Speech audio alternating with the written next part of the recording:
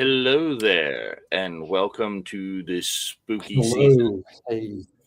Hello This there. is So, Dave, this is Gio. um, Welcome to the Unifying Force. Kat is on assignment for us today. She will be bringing us some super fun that she's had. I can't wait to look at and talk some more about some of the things that we've got kind of cooking in the back burner. But we really wanted to make sure that today we kind of talked about the origins of the spooky season. That's kind of our shtick in our bag is we should be going back and talking about um, what came before. You know why it is that we do the things that we do, and why it's our goal in life to get this kind of thing right here and sit there and have run around at night with a cheesy plastic Darth Vader mask that we can't even see out of. if it's cheap though, just get you a carving knife at the jack-o'-lantern and carve those little eyelets in. It's actually What I would not. This recommend. one's not. Is they did this? This is a it's a Ben Stevens kind of Halloween costume, but they did adult ones a couple of years ago for the 50th Oh, anniversary of Lucasfilm. Is okay. they went ahead and they remade, and this is adult size, so I can wear it. The Hmm. mask is slightly better. It's a harder plastic. It's not that super thin ridiculousness. But yeah. How did we get there? Um, you know, I think if you didn't know already, is Halloween's origins are complicated. There's a lot of stuff that kind of went into Halloween, and we're talking primary Halloween. There are other like festivals and fall harvest kind of things that happen around this, but primarily, Halloween comes from Ireland. Another great thing that we've gotten from Ireland, yours truly included. But this comes from the festival of Samhain, right? Samhain is a Celtic festival that's from like 2,000 years ago or better. Um, and it's the end of it's literally means the end of summer, right? Is in Celtic and tribal cultures of the time, this was kind of a big deal time of year. It's the time of year from summer where it's light and you're always outside and you're always doing stuff, and things are growing, and it's life. Well, the fall, there's no the daylight savings time and this and that and the other, and it gets dark and it gets cold, and that's they really associated that with death and dying and evil, because only bad things can happen. Is they're at best by the light of a campfire or indoor kind of fire thing. So there's a lot of hours of darkness going on. Um, Yeah, so kind of to, absolutely. to mark that time, the festival of Samhain was created. Is right there. Is you know let's get together one last time. Let's have a bonfire. Let's fellowship and with all of our friends and neighbors and relatives and those that are able to be near us, and let's kind of you know celebrate that kind of time. uh but it, it came to be more than that. Is the Celts believe that and a lot of cultures believe that around this time of year the veil between dimensions was thin. Is Hmm. this is the time when the spirits could cross over and interact with the living, and all sorts of things that happen to that.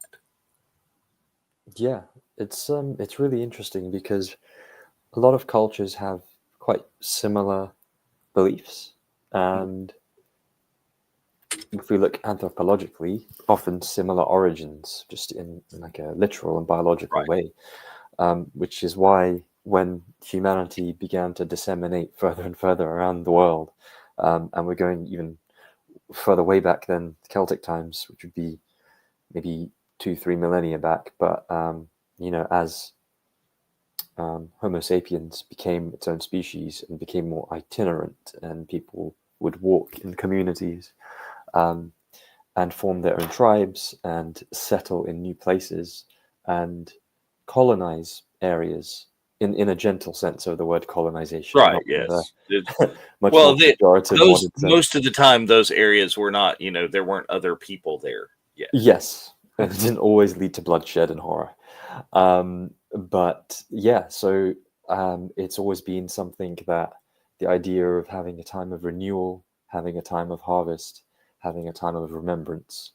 Sometimes they're all celebrated within a festival in some cultures, and sometimes they're celebrated individually. And when they're more individually celebrated, it's very much calendarized. Even if we're talking before times when people wrote things down on calendars and had that Right. structure.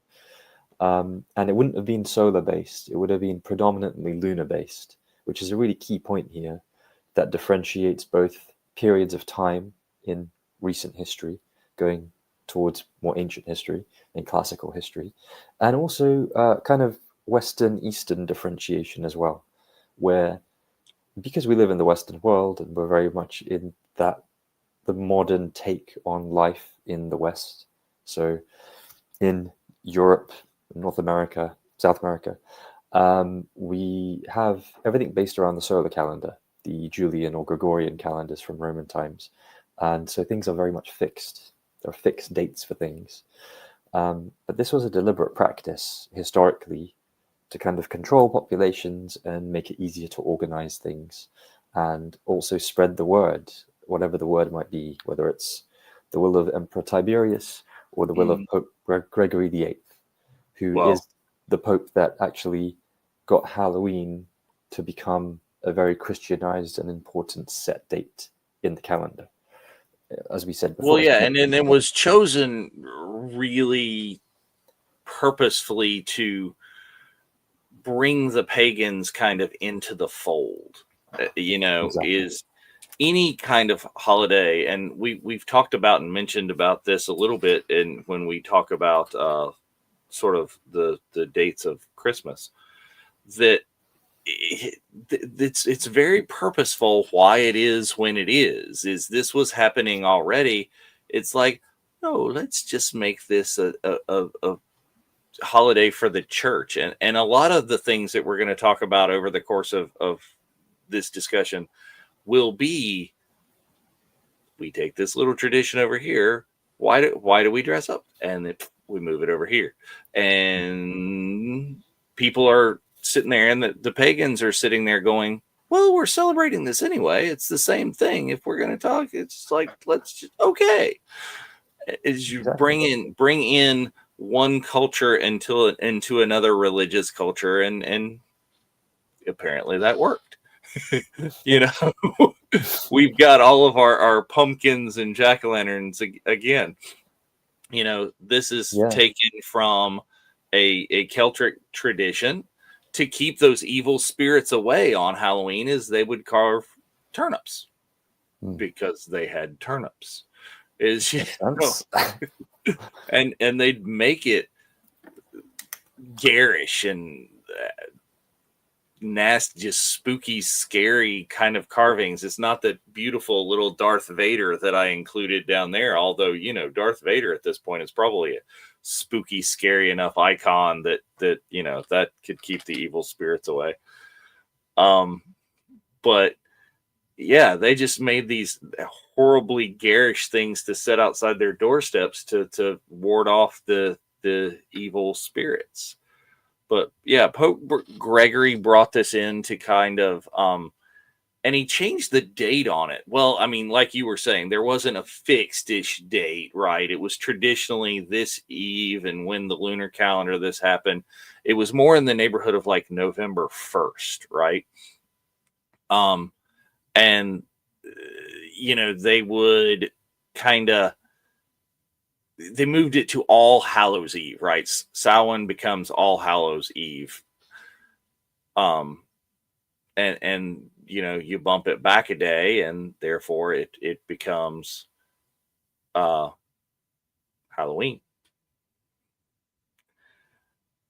It's kind of it's supposed to be the evening before All Souls Day. Yeah, All Souls Day, All Saints Day, the All Saints, All Hallows Day. So we get All Hallows Day Eve, Hallow Eve, Halloween. The kind of etymology is always fun to kind of pick out, and it's very clear cut and easily seen there, just in the way the words are, and it follows on nicely and neatly, as you say. But yeah, it's interesting because this happens so much in human history, even relatively recent human history, going back 100, 200 years. I mean, we could see that even now with parts of like American public holidays, because America is very young comparatively, compared to UK and Europe. Absolutely. Absolute toddler, just learning to walk. So there'll be stumbles. We can understand, and we have to give the US grace like that. But that's a conversation for another time. The interesting thing here is 1776. 1776. Yeah, what I find funny is, and I always say this to people from North America, whether they're visiting England, the UK, Europe or not, is that you turn up on a street in London, for example, 2023 April for Star Wars Celebration Europe. Yeah. You're in London. You're in a hotel, whether you're in the suburb of Greater London or in the city of London itself. You step onto the pavement, and that pavement is older than the entire United States of America. Completely.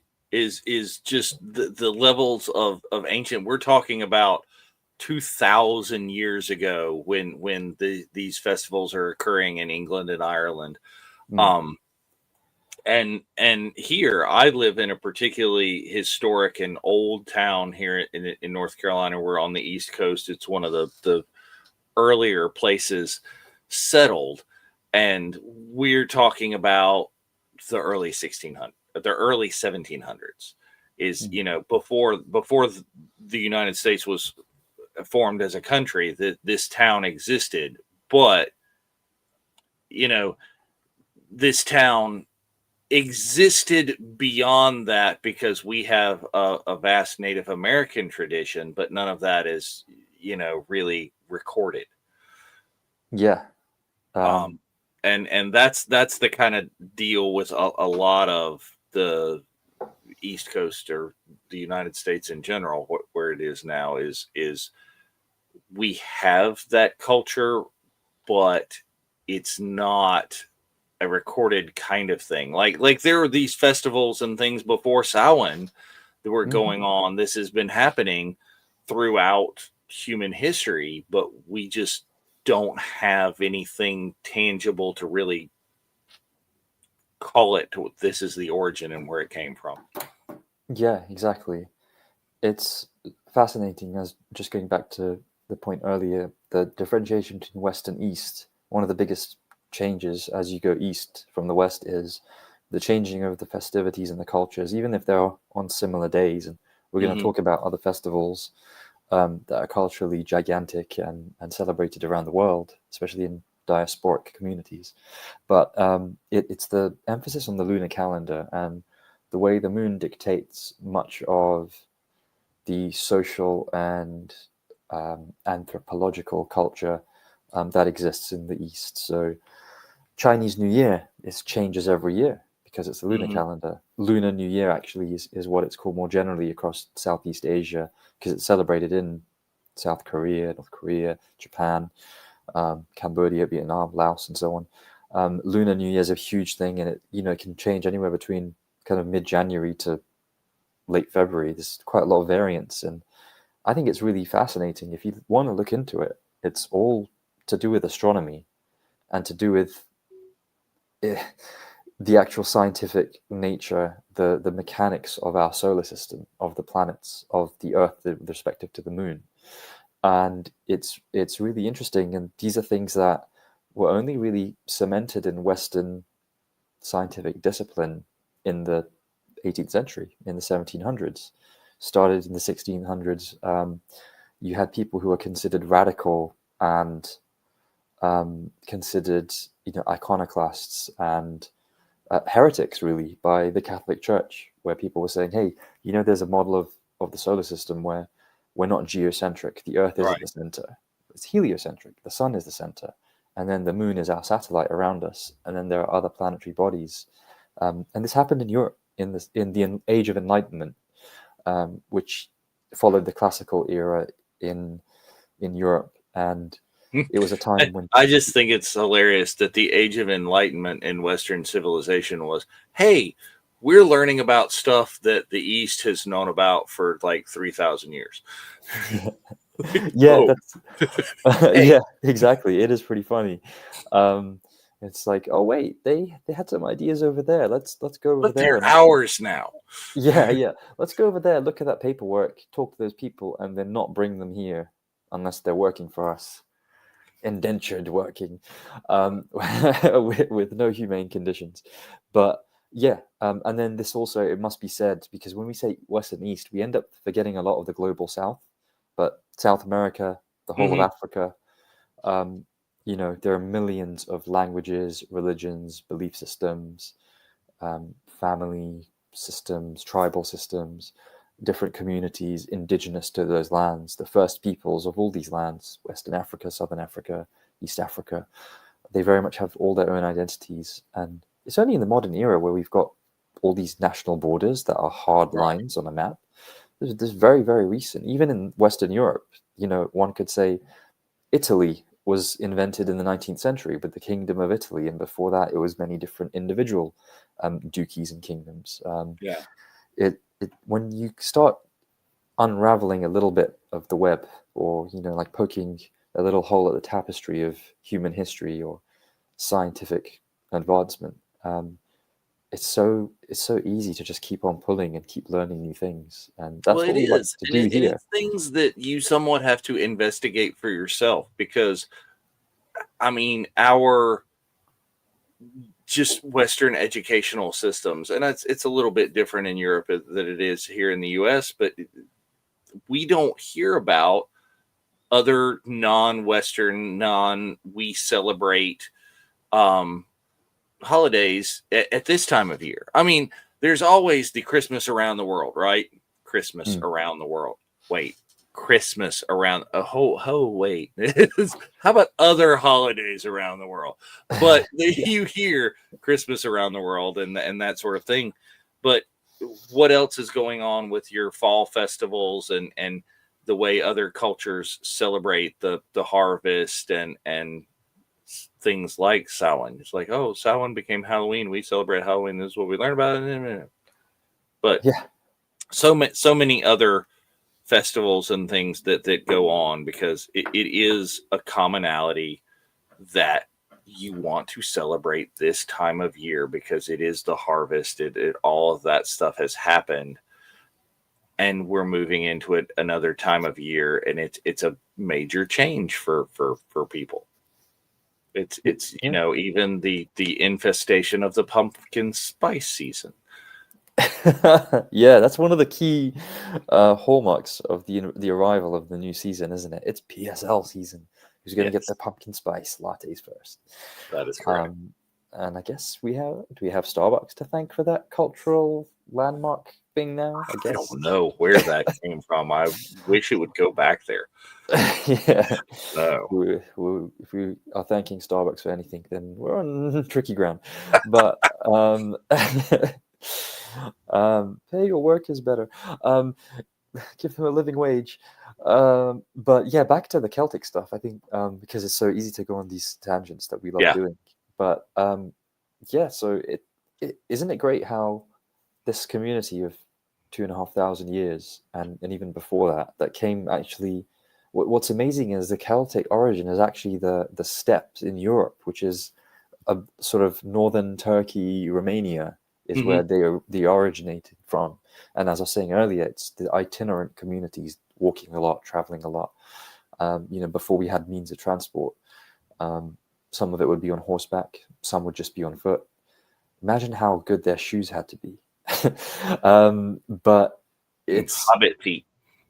yeah, or that as well. And you see a lot of inspiration in high fantasy from these ideas of early human settlements and early human colonies.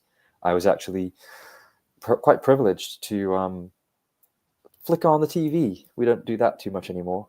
We're all cord cutters and beholden to our streaming services, which, as we actually discussed in 2021 in an early episode, are just the modern day version of cable and satellite TV, just even more fragmented and more expensive. It is. We thought cutting the cable would be cheaper, but it is not. We want Disney Plus and Must Paramount have Plus. all of the streaming services. The free V. I don't know. Do you get free V in the US? We have Freevee. We have other free streaming services. Tubi, I think we watch a lot. Yeah, Tubi looks really good when I've been in America and I've seen Tubi available on the TV, and I'm like, oh yes, there's a lot of good content nestled under there. But Freevee and Tubi are good, but there are all the premium ones, Netflix. I'll put HBO Max as a streaming service because it is, right? And it just really mounts up. But about the cultural impact of things like Halloween and human settlement and transport and movement on high fantasy and the high fantasy genre, I flicked on the TV yesterday, and I am currently stateside, which is fun. It's a different. We're in the same time zone for a change. Finally, we're only 300 miles away from each, maybe more, 400. Something.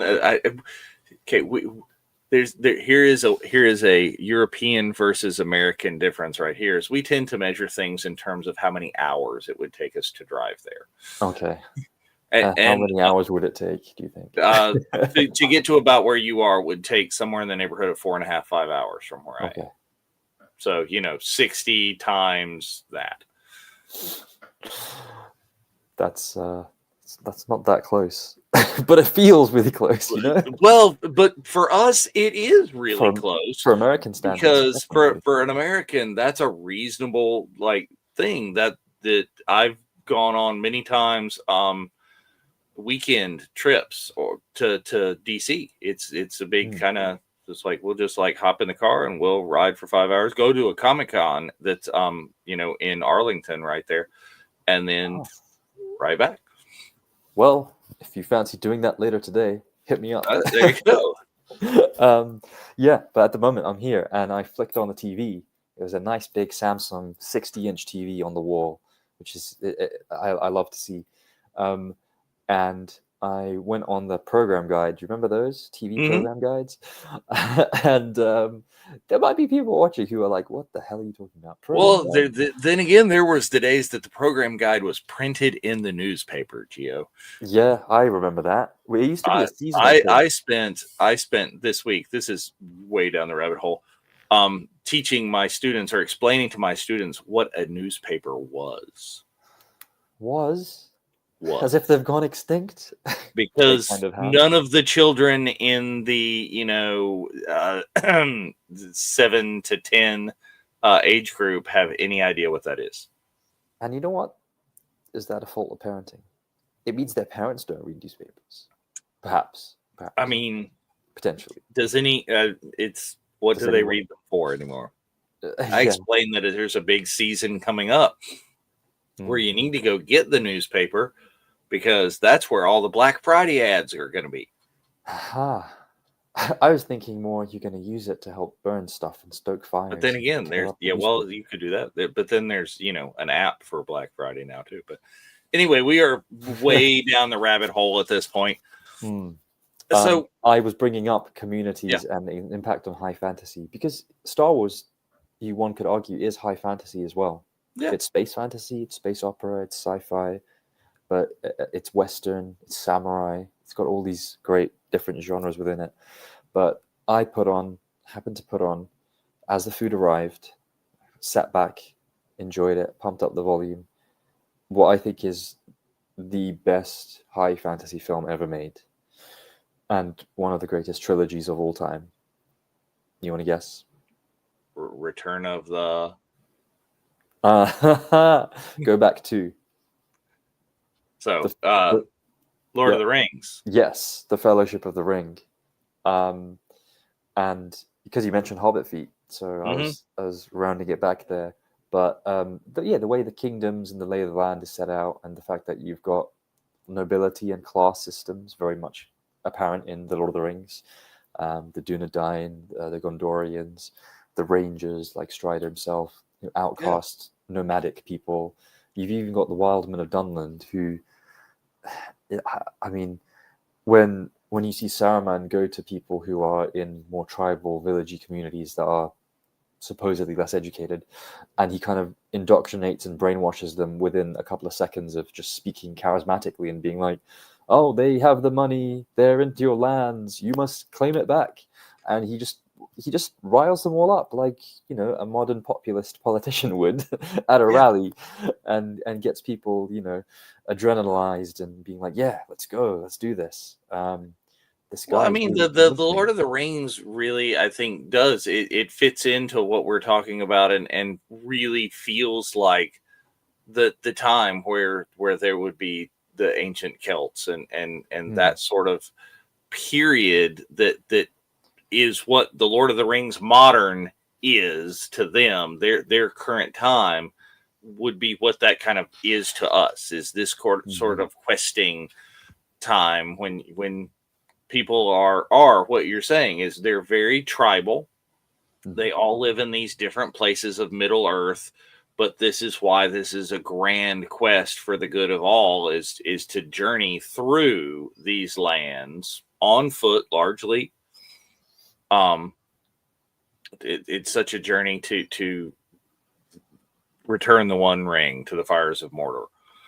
You mm. know, so but let's move along a bit further in our holiday talk Mm. and stuff is how the change happened when Halloween became more of a Christian holiday is what was the angle and the goal of the Pope to do that is again to associate this kind of pagan holiday with a Christian holiday with the All Saints Day and bringing that in, and they were already kind of doing the same kind of things.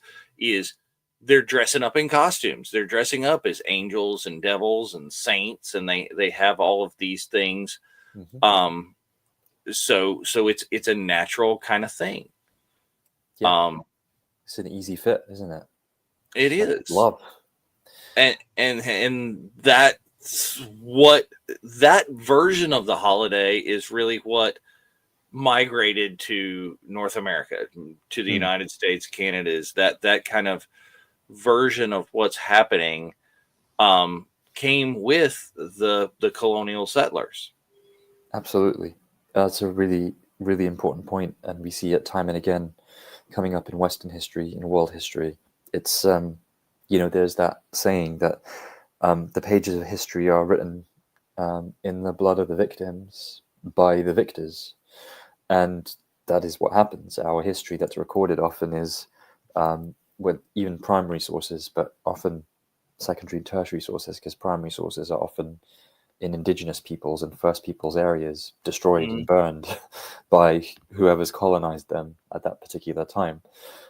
Well, I mean, But that's what I'm our talking about records, is I don't know of I am sure that there was some form of, Eastern woodland Native American festival of the harvest that would have been occurring in this area where I'm from pre-colonial settlers, but I know nothing about it.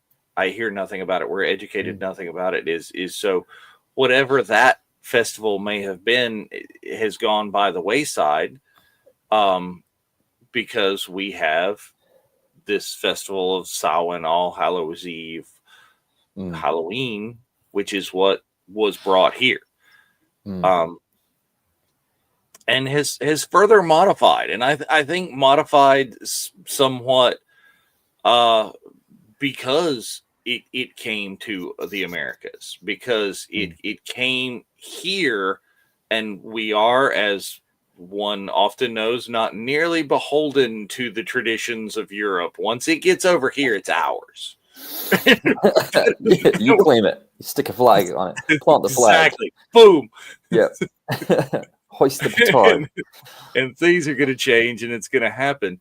Mhm. Plus, the other kind of thing that you get is we have or had in the colonial period, you know, people coming here from all sorts of different countries in Europe. So you get little specks of this is how they celebrated it in Ireland. This is how they celebrated in England. This is how they celebrated in France, and the melting pot kind of thing. Yeah, definitely. I'll just touch on that briefly because Yeah. before we move fully to North America, although we've done that, he skipped a crow over the pond. So fast I couldn't keep up. There are some sources historically that are still intact for Samhain, and I think Samhain is such an interesting word itself because you see it and it just reminds us of how things are written in languages and in scripts that don't really do justice to the words and to the history. It's because the first time I saw it when I was a kid, I was like, Samhain? Yeah. Samhain? Samhain. But it's Samhain because that's the best use of Latin letters of the Roman alphabet that we use in modern English. And you find that a lot with Irish words translated into the Roman alphabet is like the Irish toast, sláinte. Yeah. It does not look like that in the way I read those characters. That is not how I would pronounce that. But you have to have heard, Irish people giving that toast to know what that is. Yeah. And you can even see, as I said, we were watching Ghostbusters on the watch along this past Thursday, and check that out on the Virtual Cantina Network. It's fun. But in the real Ghostbusters cartoon, there is a character who is a ghost that has a big giant jack-o'-lantern head, and he's called Samhain. That's what it is. It's not Samhain. That ghost character is Samhain. And it's like, yeah, it's really interesting. That's a fantastic cartoon, by the way. It is. It's a sleeper. It's a kind of hidden gem sleeper hit to me. Not many people know about it, but I was so happy when I stumbled across it. And there are quite a few really fun animated series that are based on a film that aren't really popular, and I haven't really seen on streaming services. Did you come across Ghostbusters, the animated series, on a streamer? Like the real Ghostbusters is streaming, and I forget where because I sat back down to rewatch it at one point. The other Ghostbusters cartoon, the one with the ape and the little open Model T buggy thing, I've never found anywhere other than like clips on YouTube. But the real Ghostbusters streaming, it's out there. You can find it. Yeah, that's great because it was good, and it also felt quite dark and mature, which was interesting. And it wasn't necessarily dark and mature from a visual, graphical point of view. It was more just the themes and the character stuff. But we could go on to talk about animation for a whole a whole episode.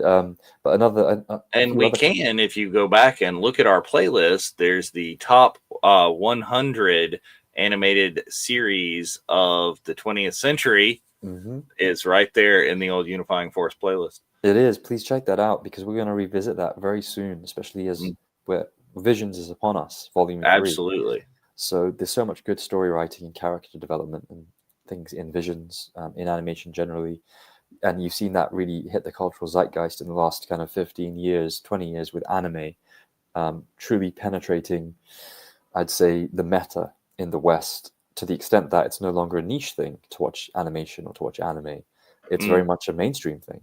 And you see that at every single fan convention you can imagine. And you've even got, Hyper Japan, Pop Korea. You've got conventions that are purely based around mostly the anime, but also the music and film and TV and K-dramas and J-dramas that come out of places like Korea and Japan, because it was the animation that really, again, first planted the flagpole on the ground. The biggest thing with the children right now is K-pop Demon Hunter. The what? I know what it Cave is. Pop Demon. Is Gold still streaming as the #1 song on Spotify? I think it might be. I have no idea. Yeah. But anyway, back to But, it. Here's the thing. but there's relevance here because we Okay. talked about the lunar calendar being different and the East having some ideas that the West didn't realize.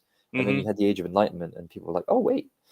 And it was very much South Asian and Middle Eastern and Arab astronomers that discovered and would create these diagrams about the Earth and about the planets in the solar system, and posited these ideas that um, actually, I think it's a very humbling thing to say, "Hey, the Earth is not the center of the universe, or even the solar system. The sun is the center of the universe." Our Hmm. universe at that time, which was just the solar system. Of course, the universe is gigantic and far wider ranging. But at that time in the 16th century, that's all that we knew in the West. But in the East, there were people who were drawing diagrams and looking at how the Earth could go around the sun. It's what Sherry was saying. It's just at a con yesterday. And most of the cosplay is based on anime. Is Wow. Doesn't absolutely. surprise me. Doesn't surprise me at all. Sherry, tell us, which con was that? And Sherry would have been at the con in Cincinnati. ooh, Is okay. that their con this year is their guests are really largely even based on the Superman from all of the TV's shows and this and that is really I think almost entirely Superman guests. But again, a giant anime uh, feel. The newest Superman cartoon show, there is a Superman cartoon which feels very anime inspired. It's a lot of more of that style. I was at a panel for it 2 years ago at San Diego Comic Con, and just it's very it's an Americanized anime style, but it's still getting there. It makes the Superman characters a much younger, much kind of the bigger, exaggerated anime styles. Right. But that's out there. Yeah, I remember you mentioning that, and you mentioned that on our show as well. Hmm. I would love to see it because I love to see different um, Yeah, iterations all the of guests our but character. two had a connection to the Superman in its various forms. That's huge. Yeah. Because I'd imagine the guest list is probably at least 30, 40 people, um, maybe more. I don't know the scale of the Cincinnati Comic Con, but it does sound quite well established. And how much did Warner Brothers Discovery pay to get it so DC Superman focused? It must have been Well, a specific strategy to do so. rem- And it doesn't surprise me at all, especially given Warner Brothers Discovery is now on sale again. There's going to be another big M&A thing going on in entertainment that will well, affect you do the have you world. do architecturally, the Cincinnati would be home of the official Hall of Justice. The building Mm, that inspired the animated Hall of Justice is a train terminal yeah. in Cincinnati. Mm. I'd love to see Exactly. that. The how the perception of anime has transferred. Now, I'm a little bit older than that, and this is more than 20 years ago. But we started watching Akira in the 80s on the only place you could get it is bootleg VHSs. It's a copy of somebody's copy of somebody's copy of somebody's copy. God bless Is the VCR. that was not something that the US would release en masse big. Mm, It didn't happen at that time. But those of us who got a copy of it were like blown away. It's like, what? This is mm. animation. This is a cartoon that's doing this. You know, it's a far cry from the Bugs Bunny. It's a little Um, different. Similar level of violence, though, especially that Wile E. yes. Coyote. Well, which one is more violent, Akira or Bugs Bunny? I I don't don't know. know. That's I mean, Elmer Fudd was hunting through different seasons, so he always had a firearm at his side. Um, absolutely. and we all know how much Wile E. Coyote used with those Acme TNT boxes. But I agree with Melissa. I love Akira too. They're Yeah, really, really you too. and you're And right, completely the strangest anime that one had ever intentionally watched to the theme. There's so many parts of it that kind of seem normalized, like on their own, but then you kind of throw them all in the mix together, and it's yeah, crazy. it is. It's a seminal piece of work from a creative standpoint, and looking at just the history of of culture actually in the modern era. There's a fantastic video where there's that moment you might remember, and anyone who's seen it, hopefully this will jog the memory, where Akira's on his bike and the Hmm. shot is fixed, and he speeds into he speeds past the camera, swerving and turning his bike around to then face the camera and then jet towards the camera again. And I saw a really great compilation. I hate saying this, on Instagram as a reel, but it was one from one of those quite genuine and quite hardcore nerdy film profile pages. I think it was Film Enthusiast, or one word, and they had that, and then they had a hyper compilation of all the other times in Eastern and Western media where that same shot has been made, either in direct homage to Akira, or it's been so influential that subconsciously an animator, a writer, a creator has thought, I want that moment where the camera kind of stays fixed and we see the bike zoom out and then swerve and turn Hmm. and That's zoom in. that's the thing that hits every highlight reel, is that Mm. exact shot right there, and you're just like, woo. Yeah, there was nothing like it before seeing it. Yes, happy spooky season to you, by the way, Liberty. And Thank yes, you. we here do our best to pronounce Samhain correctly, but we did speak just a bit ago about the real Ghostbusters calling that Sam Hain, and Irish words in general don't get pronounced correctly. Yeah, I mean, I guess ethnic names, unusual names that don't really fit the Bob and the Chad and the Jack and the Anna and the Emily, um, which are obviously the most popular names in the Well, West. or you get uh Sean or Shin. Yeah, Yeah, exactly. Yeah, is pronouncing that correctly? Is that Sinead. also Sean? Yeah, Yeah, exactly. Sinead is kind of looks like Sinead. Yeah, I mean, the first time I saw Saoirse Ronan's name written down, I went, hmm? How am I meant to say that? How I hope someone says that on TV before I have to say her name as a upcoming actress who then, Yes. in 2015 was everywhere in all the indie films. And I think she did get the Academy Award for Lady Bird. But yeah, I'm sure anyone who's Irish or is an etymological fan, Yeah, like Liberty, is Sam Hain. Like I said, is I cringing. will say Sam Hain when I am talking about the real Ghostbusters, because that is the name of that ghost. Yeah, But it's a specific play on words, parody word joke. well, no, I bet it was just not. It may well have been ignorance, but Yeah, I mean, definitely could be. it could Let's have not been play that. that down. But Yeah. yeah, is Sherry, what was you saying? Construction at the main convention center is Cincinnati Comic Expo is much smaller this year, but still I think has about 20 ghosts. Um, but yeah, is it 20 ghosts, 20 guests? Is It's the season. yeah, is yeah, it's just not the same. It's not as big, but and the Superman, all Superman or nearly all Superman was just, it's an interesting choice. I Mm. think I would have gone if I were a little bit closer, just because that's my bag. But How long a drive would that have been? Cincinnati for me would take probably more in the neighborhood of 8 to 10 hours to get there. Hmm. I wonder if it's I've done double. it before. I've been there. I've met Sherry at that very con before. Uh-huh. Was that your first meeting?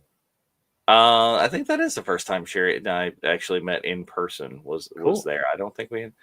That's I don't think we'd that's what we even like. worked together before then. But yeah, That's what we like celebrating here on the Virtual Cantina Network and the wider absolutely. Star Wars celebration community. Oh yeah,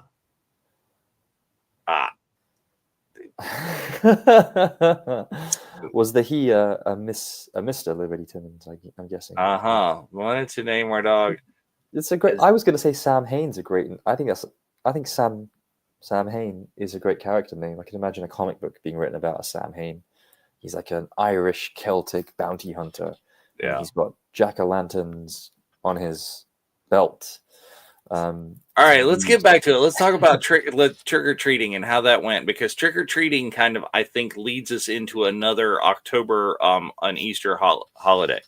Yeah. Right. So trick-or-treating, you get there, like as anything that happens in this country, again, we make it ours. And what happens is the children of the like teens and 20s and 30s went absolutely just buck wild crazy with starting to play pranks on Halloween. It had always been a thing. That was, what happened is, but here, and well, yeah, absolutely. Everything is stolen from the pagans and everything comes there. Yeah. But the trick-or-treating is literally, it became to the point where the homeowners are buying off the children. It's like, we're going to give you candy. Don't destroy our house. Don't, take our gate. There are photos, historical photos from the 20s and 30s of like giant piles of people's stuff, like the front gate off of their fence and different pieces and parts, like bathtubs that may have been outside of their house, that they have moved into the middle of the town square overnight. Just roving bands of children, and probably some that are, children that were a little bit too old to be the children. But so what happens is like, oh, well, if you come up to our house, we're going to give you a candy. We're going to bake you a treat. And that's the trick or treat. But I think that kind of has a history in the more European and Asian celebrations that would be, well, we're kind of giving you a treat for you to pray for us on All Souls Day, pray for our family who've passed. Is that a reach that you think is beyond it, or I think that's a historical kind of thing. Is just you're given these gifts in order for you to go ahead and pray, because so much more of, I think, kind of the offering the prayers to gods and goddesses for your wealth and prosperity, that kind of, I think, is that some of the more Diwali. Well, yeah, the idea of prosperity, success, and peace and joy finding you is very much a message echoed in the greetings that people give each other in lots of Eastern festivals that are lunar calendar based, and that's very much the case I mentioned earlier for Lunar New Year. So in China, for example, and for the Chinese diasporic communities, one way of wishing you Happy Chinese New Year, you don't say Happy Chinese New Year. You essentially say, may wealth and prosperity happen for you. Or as Ronnie Chang, one of my favorite modern stand-up comedians, says, may you get rich quick, is the phrase that people use as well-wishing. And the idea of it being very food-based is also a huge part of Eastern community and culture. All festivals that are of significance are based around community, about communal experiences, shared experiences, bringing people together. And what unites people more than food? Maybe music. Exactly. Food, drink, music. And that's how we celebrate things in 2025, as well as in 1825, as well as in BCE 7025. So this common cultural aspect of celebration is very much preserved. But it's really interesting. If I just drop a few fun facts, courtesy of history.com, a quarter of all the candy sold annually in the US is purchased just for Halloween, and is not all distributed. But I'm sure people stock up, and then you've got your candies and your sweet treats ready for Thanksgiving and for national holidays and for Christmas, and happy holiday season. Well, that I think that's kind of my next point. So save your other fun facts, but let me like hit that at this point. That's American. That's the Americanizing right there, is because did we see a way that we could commercialize it, capitalize it, and make money off of it? Boom. Yeah. America, baby. Yeah. Once people started, Halloween in the 20s and 30s, where I'm talking about, you're giving treats for that. That's people baking them at home, right? People making Halloween cakes and candies and like individual sort of thing. But as soon as the candy companies get wind of this, no, we're going to start to make, Tootsie Rolls, and we're going to have Halloween packs where you can buy them by the 100. You got to have enough for all of these people. Is they're going to go back and they're going to go around and once we can commercialize it, package it and wrap it and sell it on. Yeah, that's very much the Western. Well, that's what happened with it. That happened with the candies. It happened with the costumes. I mean, definitely. Handmade costumes of the 20s and 30s and the teens were horrifying.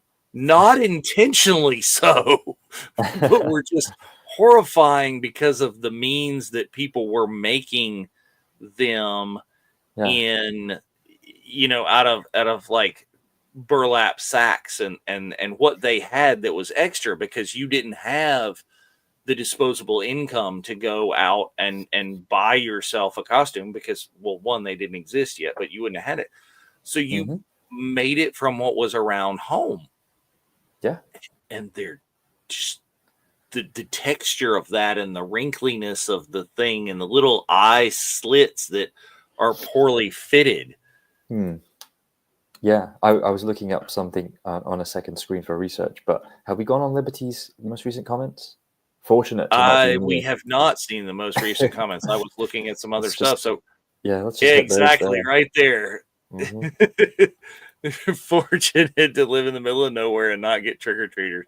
Yeah, God I have a very long America. driveway and kind of get the same kind of thing. But it's America, baby. It's that. It very much is. We are in the ones that are completely in charge of commercializing Halloween. I think I saw a statistic on the History Channel article that Halloween is America's second most popular holiday, right behind Christmas. And you want to talk about commercializing a holiday? We got you on that one.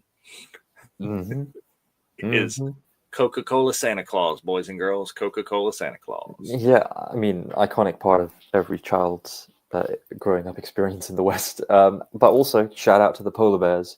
Those Coke polar bears. Oh yeah, special. And you get there right there. The pictures, the early pictures from that period, and really up into when costumes started getting overly commercial and the manufacturing improved. Like it was the 50s or 60s before Halloween costumes really kind of took off with modern manufacturing. Sherry gets up to like 500. And that's the thing too. You go to the rich neighborhood for the full-size candy bars, people. That's what everybody does. Yeah, none of this fun size malarkey. Yeah, we don't want snack size shenanigans. We want full. You want your whole chocolate bars. At least I do when I go trick or treating. I'll have you know.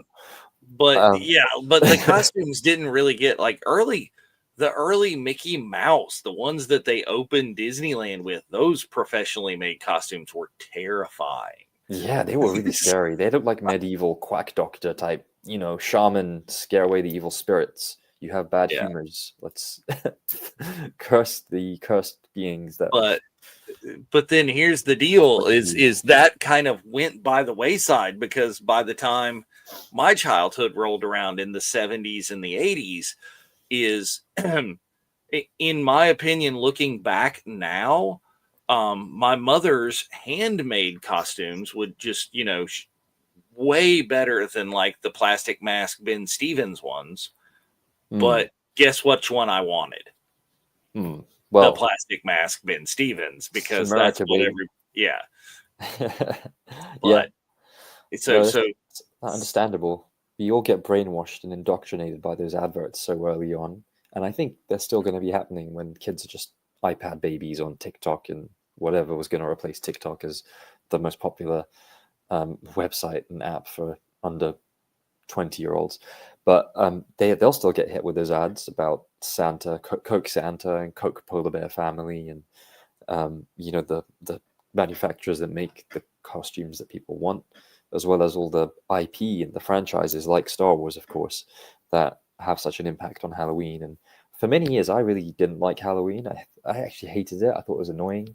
I thought it was like the snotty-nosed entitled kids who get driven around by their parents to then harass everybody on other streets to try and get free food. And I was like, no, leave me alone. I don't get it. I don't really want to see 5 to 11-year-olds dressed as skeletons and zombies and have this like gross out, gory makeup to look like the undead or the dead or the living dead. Isn't it interesting how many different ways there are describing zombies? so many zombies. There's so much zombie drama in the 2010s. The Walking Dead. Some very There we go. Yeah. very gentle images of. Well, and this is some of the earliest like mass produced kind of things that you've got going there. That's and those are still kind of, but you can go around, and this is an article that we're looking from history.com. And there's a lot of good information on here, but so here's kind of that cruising around. Yeah, there's actually, costuming. if you could just scroll to the top quite quickly, because there's a really nice one about Samhain and celebrating with fires and dancing in costume, because that's what the Druids did. So the Druids were the priests in the Celtic culture, and the Celtic culture was at this time 2,000 years ago in northern France and what is now the United Kingdom and Republic of Ireland. So the idea of kind of celebrating something with a bonfire in the West started here. And that's a huge element in the UK because we've got November 5th coming up as well, which is, anniversary of the gunpowder plot, the attempt to blow up the Stuart Parliament by Guy Fawkes and his cadre of guys who were very anti-establishment, anti-imperialist. I'm looking at right there in my collection is my Guy Fawkes mask is right there. Oh, is it within reach? Hell, hold on, I can get that. I'll keep talking for a bit. But yeah, that's hugely influential. The Guy Fawkes whole gunpowder plot is a massive part of being British growing up. You learn the rhymes and the poems and the stories. And V for Vendetta, there you go. I was going to say, is it V? Is it V himself? Isn't that something that we can talk about in a future episode as well? How these icons in pop culture have then disseminated around the modern world, online and in real life, in protest movements, in demonstrations, in peaceful rallies. How many people had ever heard of this, seen this, knew what this was before you throw Natalie Portman into a movie? Hey, that was my hook in. Hugo Weaving too. Got to have Elrond, High King of the Elves. And I mean, it's amazing because Hugo Weaving has got such an iconic face, and he's so memorable as Elrond and as Agent Smith and as every other non-high fantasy role he's done as well, non-sci-fi role. But you don't see him; it's just his voice and his performance carrying himself through that. But I will shout out also the stunt performers and the stunt actors, who I'm not familiar with, embarrassingly, but that's also going to be so much of how V for Vendetta was an engrossing film, because whenever you get a high-profile celebrity who's behind a mask, very often they will be one of many of a cast of actors and performers who will be doing that performance, as we've seen famously with The Mandalorian, Pedro Pascal. He's not in costume for much at all. He's doing other projects, and it's his vocal performance. But it's, Brandon Wayne and Lateef Crowder and these other characters, these other performers who are really, hopefully people can give them their dues. And in the Star Wars community, they definitely are celebrated. But yeah, I just thought that image of the Samhain thing was iconic. The kind Well, of and I think it's profile really, shot. really excellent that I saw that. I think it's Glasgow has a really huge kind of fire parade. I was watching a Discovery Plus documentary on the history of Samhain, and that a lot of cities in Ireland and Scotland have gone back to kind of a more traditional Halloween kind of celebration. Yeah, definitely. It's definitely something that's you see you actually see this increasingly, I feel, in 2025. There's very much a wistfulness about history. We want to go back to the traditions. We want to embrace the culture. We want to remember what our forefathers and foremothers did, um, the ancestral element. And that's always been hugely venerated ancestrally and through family and lineage in the East. And it was at one point in the West. But since kind of the Industrial Revolution and the rise of capitalism and the modern Western world as we know it, those things do have been forgotten. And there are people, in the US and the UK and Europe who very much gain popularity by saying, "Hey, let's go back to this great time." But often it's a very romanticized, very rose-colored glasses perspective and lens on those times, because those times had great moments, but they were also terrible for a lot of people. Yeah. Well, and there we go, like spring and fall fire festivals, coming and going of the light. Exactly. I love that description. Thank you so much, Liberty. Yeah, It's a thanks, wonderful Liberty, summary. and rewind all the way to the beginning of the episode. That's where we were talking about, and that's where we like really opened with was that this is really this fall festival is because in the time when it was created, 2000 plus years ago, is this time of year is where it really was the spooky season, right? It's not an artificially created spooky season like we kind of have right now, Yeah. commercialized, but literally people were, it's dark. Like, you have more darkness than you have light. And, and the best remedy you have for that is, a fire, a small fire, or some candles or that sort of thing. And Yeah. it was truly an emotional time for people going into this season, knowing that you've got the next, 4, 5, 6 months, depending on your latitude or whatever, of this darkness coming. Yeah. I really like. Yeah. Yeah. Yeah. No, I really like two things you said there. It's the geographical difference with the latitude, which is always important to remember, and that dictates the time of day and the time of the seasons and the lengths of these times that are passing by, and we as humans want to track and calendarize. But also, how do you combat the darkness? There's a physical question. You combat it with light, the lighting of a candle, the lighting of a bonfire, the lighting of a sparkler, waving it around. It's so much fun. I think sparklers are great, and I don't know how popular they are in America Well, with kids, but to me, America, that's Harry 4th of Potter. July, man. Oh, Nothing but sparklers there. sparklers everywhere. All the sparklers you can shake a stick at. But are they around for Halloween? Because to me, Harry Potter is very much a Halloween-themed entire IP with the magic and the wizard and witchcraft. So it's really not. Sparklers, it's we're candy costumes. Sparklers don't show up at that. But we're That's a looking at a shame. number of the Eastern October festivals are talking about it's a festival of lights. That the celebrations typically involve lighting of candles, lamps, bursting of firecrackers. Yes, Right? this is what we're talking now. And in the East, we love our fireworks. We love our Well, sparklers. the We love our creators of things. said fireworks. Exactly, which is easy to forget. Creators are so many things that people take for granted that are core parts of our identity in the West as well. Um, Fireworks still bring everyone together. But before we hit on the Eastern things like Diwali and so on, I will say that I love what you were saying about physically you dispel darkness with light. Yeah. You dispel cold with warmth, the warmth of the candle, the warmth of the diva, the tea lamp, the tea light, which is very significant culturally and visually as a symbol. in South Asia and East Asia with lanterns. But you also have, how do you combat darkness mentally and psychologically and spiritually? With what they were doing, getting together with friends and family to celebrate. Exactly. That is the answer to so many of our modern ills. The loneliness epidemic, the highest incidence of mental illness recorded in the West.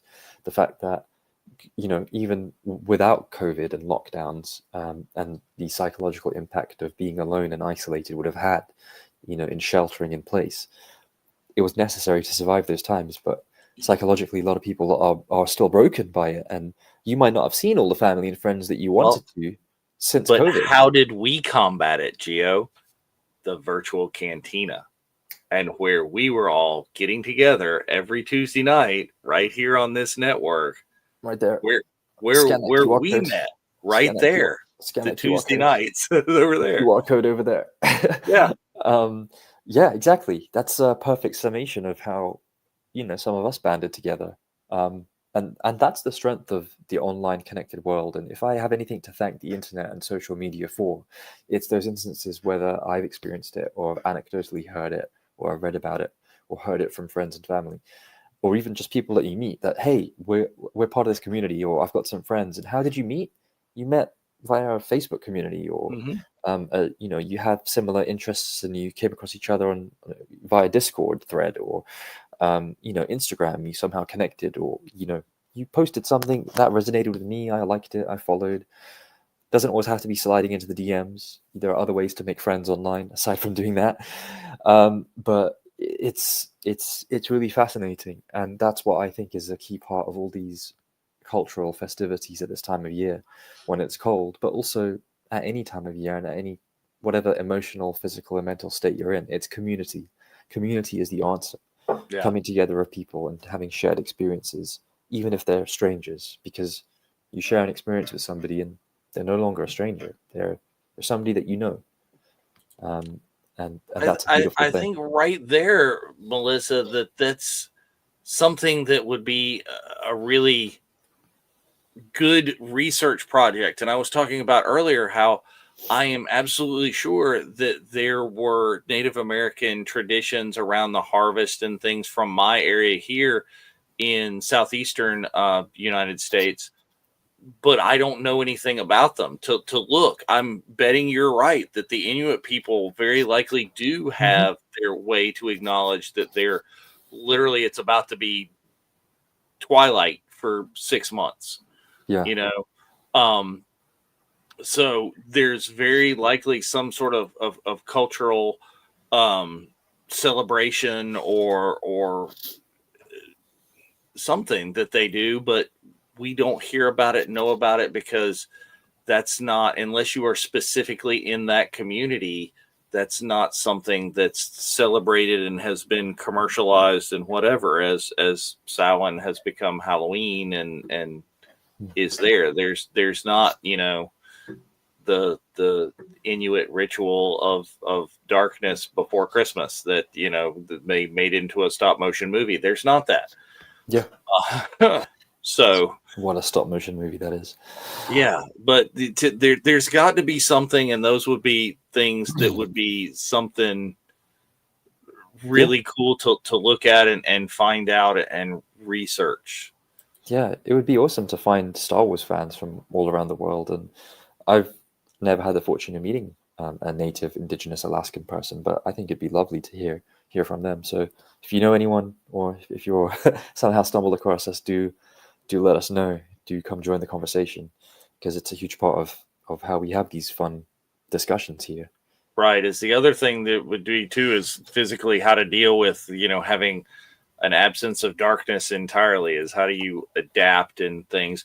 There are a few movies about that, like, some kind of thriller type movies that are set in Alaska and near the Arctic Circle, and where people are struggling with the battle of mental, not mental illness, because it's something that's brought on by the physical environment. I think there's got to be another word for that. But just their mental health based on that. It Yeah, would be great. definitely.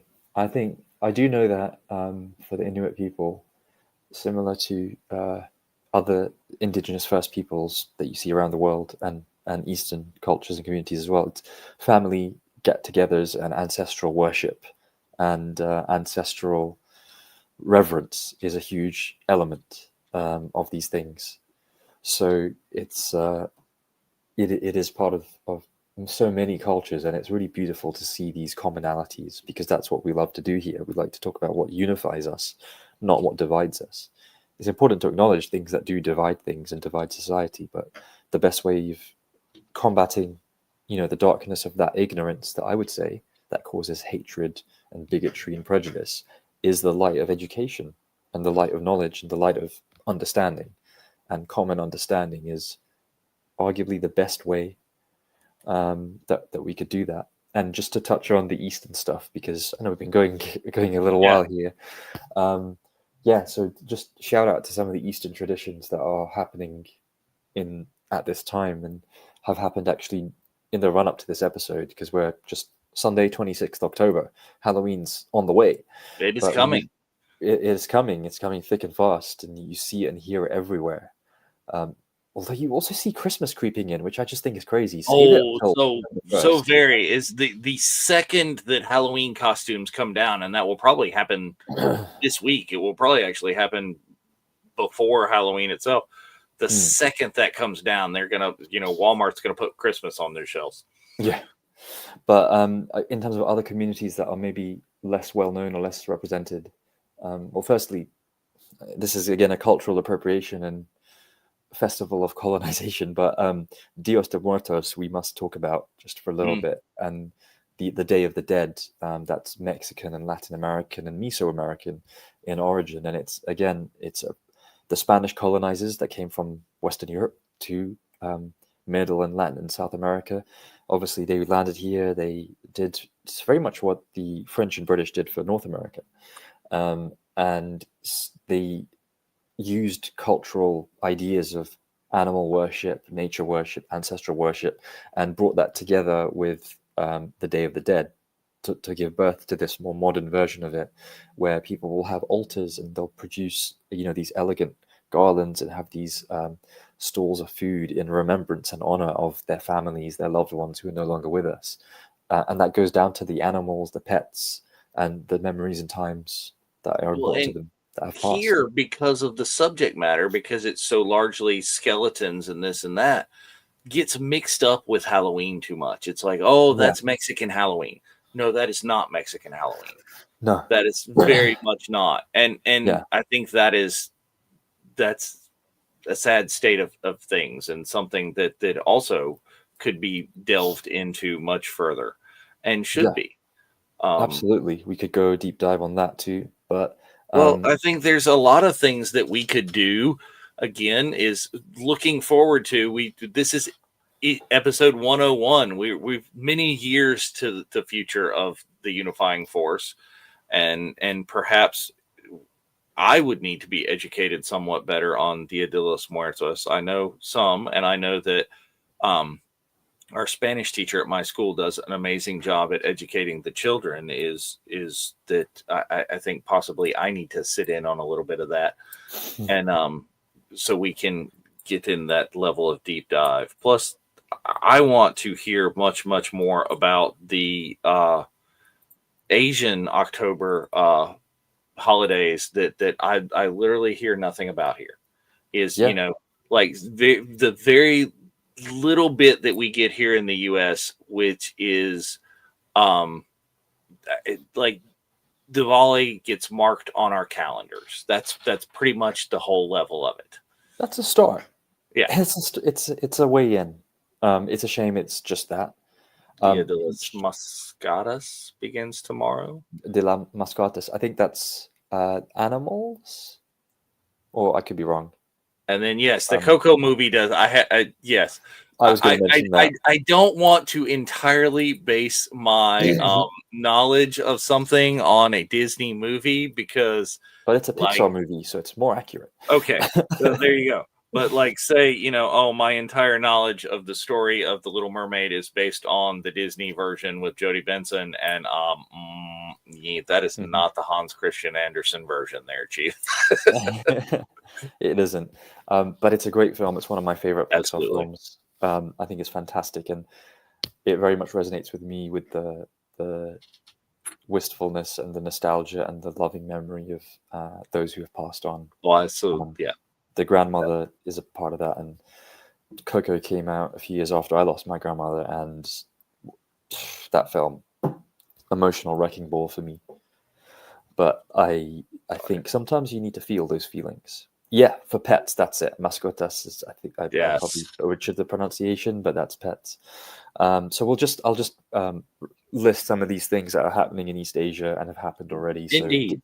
Diwali has happened, and that's the kind of catch-all one that most people know, and that's significant for the whole world because it's a worldly celebration of light over dark, of warmth over cold, of community over isolation, of good over evil, one could say.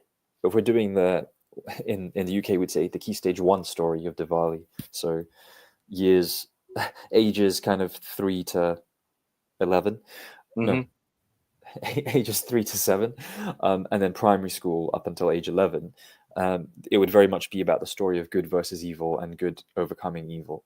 So the original story there is a fable that's hugely important in Indic tradition. So what is the now India, but of course we have to remember India was just invented in 1947 by the British. Right. Um, it's an easy way of us describing all these thousands of years of millions of different languages and religions and cultures and belief systems. But that's why we say Indic, or one could also say Hindu mythology, Hindu folklore. But again, that's a more modern term. That's a catch-all to make it easier to talk in English terms about these things and in Western terms. But it's a religious holiday, yes, again, using the Oxford English Dictionary version of it. Thank you. It's great to have images there. So that's a woman genuinely surrounding herself with the message of Diwali, which is the warmth, the light, the heat, the positive energy, because that's what you celebrate. It's about overcoming obstacles and the joy that happens with triumphing, with perseverance, even if all the odds are stacked against you. The odds are not in your favor. It doesn't feel like the force is with you, but you keep going, Mm. you keep trying, you struggle, and then you overcome, because that is the way of the universe, and that is the belief system of karma and dharma. These belief systems from South Asia, they are classified as dharmic rather than Abrahamic. Abrahamic being the Western ones that we know Right. very well, Christianity and Judaism and Islam. But when we talk about dharmic beliefs, we talk about those that believe in dharma, in spiritual duty, as a part of your human existence. And that's what the basis for a lot of South Asian belief systems are, whether it's the Hindu belief system, the Jain belief system, the Buddhist belief system, or the Sikh belief system. And as you get other festivals that happen around the time of Diwali, um, the idea of what I said earlier about how do you change people's minds, how do you erase the ego and the prejudice and the hatred and the bigotry, is with love and compassion and understanding. And that comes with knowledge, and that comes with dialogue, that comes with community. And that's very much the belief for the Sikh tradition. That is that particular community celebration of Diwali. Diwali itself is a story that's recounted in this epic text called the Ramayana.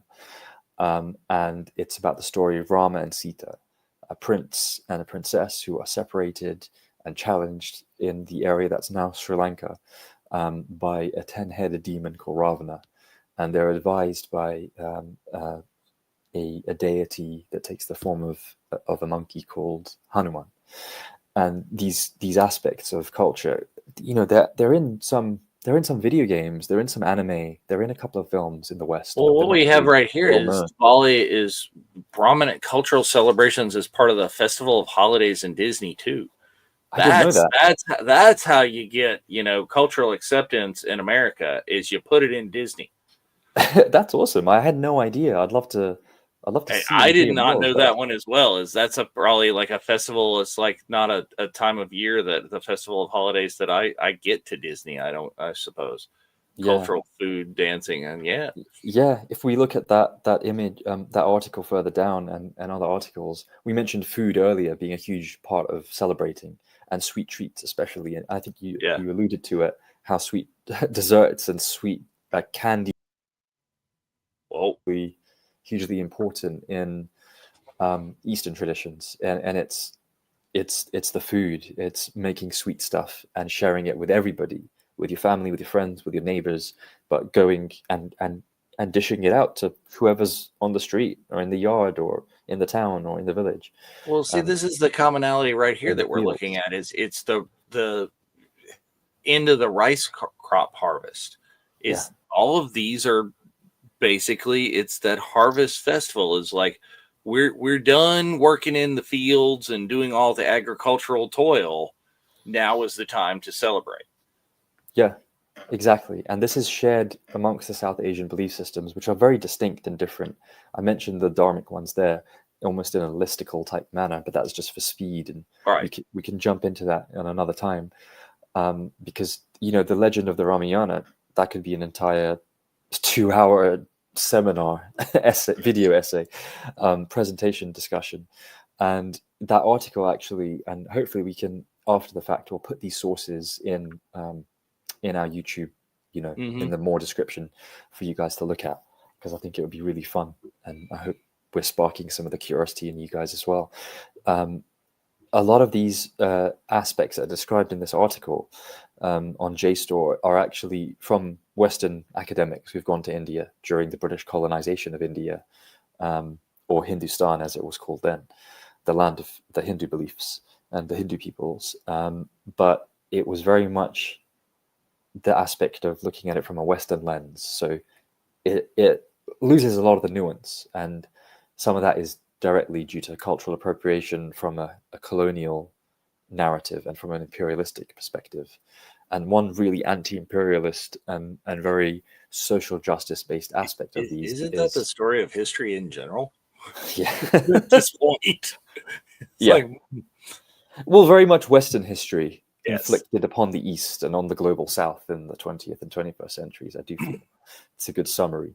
And just mentioning the festival of Bandi Shor Divas, that is in the Sikh tradition from the 16th century, and that is where the sixth Sikh guru was wrongfully imprisoned for promoting equality and justice for all, and for um, trying to spread knowledge to others, the downtrodden, to erase the caste system in India, which is basically feudal classes in South Asia that have existed for thousands of years, and they were eradicated for a couple of centuries in the medieval period, kind of 15th, 16th, 17th centuries. The caste system was very, very much abolished, but it was brought back by Queen Victoria and the British Empire when they took India in the sort of 1850 time. But Bandi Shor Divas literally means the day of liberation or emancipation, and it's about freeing political prisoners who were imprisoned against their beliefs by the Mughal emperor Jahangir at the time, who dominated India. So the Mughal Empire derived from the Mongols, or so they claimed, and they very much were the barbarians who terrorized a lot of South Asia, a lot of what is now Afghanistan, Pakistan, India, and they wanted to very much spread their empire there. And the people who were defiant spiritually and physically in terms of taking up arms and becoming warriors, and spreading the idea of martial arts, of horse riding, of archery, but also of studying these great texts like the Ramayana, like the Gurbani in the Sikh belief system, and sharing this knowledge with other people that we are all emancipated, we all deserve liberation, and every single person has divine power within them to overcome whatever shackles are enslaving them. And it was very much physical shackles enslaving 52 princes from India that the sixth Sikh guru managed to convince through dialogue and through intellectual discussion by making a cloak that had 52 tassels. He bargained with the emperor that I he was given a chance to ask for something, and he said, for my release, if I could negotiate that, and anyone who touches my cloak is also liberated with me from this prison, and from being, essentially jailed for not believing the specific type of religion that the Mughal Empire wanted at the time. And he was able to have this cloak commissioned while in prison that he helped create, that had 52 tassels, and they ensured that as the cells were walked past by him, that each prince could hold on to a tassel and therefore find their freedom. And so when they all returned to the Punjab region and to Amritsar in northwest, what is now India, it was celebrated because it was Diwali season, with the lighting of the lamps, with the fireworks, with the celebration of food and community that we've seen echoed throughout these seasonal cultural festivals. It bringing together people and giving them the chance of feeling like they're empowered. And they're empowered by knowledge, they're empowered by understanding and compassion, and they're empowered physically as well by, when needed, to overcome oppression and tyranny, to defend oneself and to defend other people's beliefs, even if you don't share those beliefs yourself.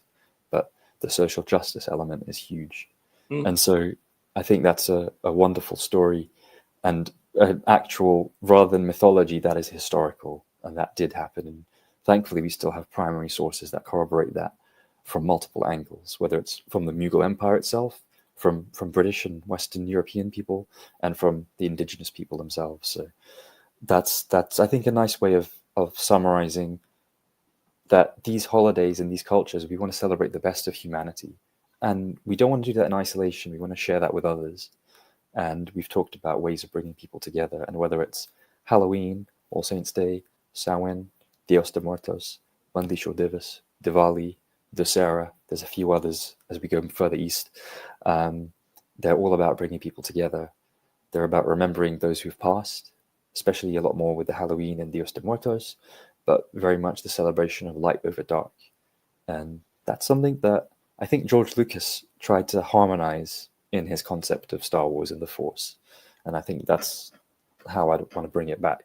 We've talked a lot before about how Lucas really did, the more you deep dive on it, which is what our goal is here, how much different cultures and different traditions that Lucas put in it. This was not from a purely Western point of view, though it was made by, predominantly Western cultured man, but Lucas loved Eastern tradition. He loved mythology. He loved Greek and Roman mythologies. He loved samurai. He loved all of these things. And that journey of dark over light is universal everywhere. Light over dark. What? Light over dark. Did I say dark over light? Might I have the Darth Vader being the person who the most people... Oh, that might have been purposeful. It might not have been. You never know.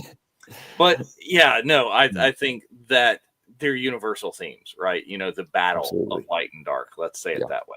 The battle between the two is very much common throughout human history, and is very evident at this time of year when we are going into the dark season.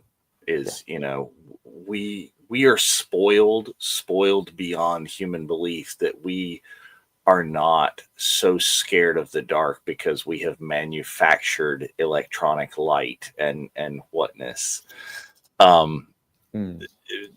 to this. But we should think about and keep in mind that this is still a battle for many people. Is a lot of people in the holiday seasons coming forward, in the Thanksgiving and the Christmas holiday season, those seasons where many people gather with their families who may not have as much of a family as they would like to have anymore. This is not a happy season for all because of different reasons, but those people can be our community, they should be our community, is look out for those people that you have in your life where this is a difficult season for them, and help the light win out over the darkness. Liberty, yes, right there. I might have said something purposefully. She's got her eyes But on you. help those people in this time, because that's really what these festivals were originally intended for. It wasn't so, Black Friday happens early for the Hershey's company or whatever, when we make all of our money here on the candy. It's not that. It's not so, our friends who work in the costuming industry just, have the great seasons and this and that. It's for all of that. It is, and that's part of what makes it nice. But it is a season of community and festivals where you can get together and you can share things, and even sharing things with strangers. That's a lot of the trick-or-treating right there. Is somebody comes up to your door, it's not I don't know you, you're not getting a trick. No, it's Get off my lawn. exactly, it's giving freely to everyone and all of those who are there and getting together. Absolutely. It's compassion, it's empathy, it's generosity of the spirit. And I think that is the light that can be our North Star and our guiding reference in these dark times. Because things can be very difficult, and things are very difficult right now for many of us, for many people, many millions, billions around the world. And it might sound a bit cliche, it might sound a bit stereotypical. It's like, oh yeah, light over dark, or warmth over cold, oh, fire, ice, whatever. It's obviously, but these are important stories that are constantly repackaged and echoed again through art and through poetry, through literature, through history, as we've talked about, through high fantasy. George R.R. Martin, he describes A Song of Ice and Fire as being very much the story of the battle for the human heart, and the kind of the head and the heart, and the interplay there between your sort of emotional self, your physical self. And that comes down to psychology, that comes to mental and emotional well-being, and that comes down to spirituality. And these are all themes that unify all of us and can bring us together, even when we're alone, even when we're feeling lonely. And I think a key part of that is to remember that you're never alone. None of us are ever really alone. There's always someone with you, whether they are here now or they've gone to the hereafter. And that's a concept that's shared in belief systems around the world, very much in Eastern traditions, and it's what George put into Star Wars with the Force.